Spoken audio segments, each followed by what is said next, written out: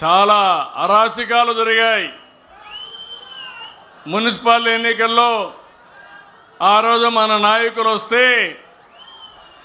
వాళ్ళ మీద దాడి చేశారు. అందుకే నేను చెప్తున్నా, రాయలసీమలో ముఠాలు లేకుండా చేశాను. ఈ రోజు చెప్తున్నా, పల్నాడులో ఖబర్దార్ జాగ్రత్తగా ఉండండి. రౌడీజం చేసి నేరాలు ఘోరాలు చేసి, నేను 14లో ముఖ్యమంత్రి కాదు, 95లో ముఖ్యమంత్రిని. ఆ విషయమే చాలా సందర్భాల్లో చెప్పాను.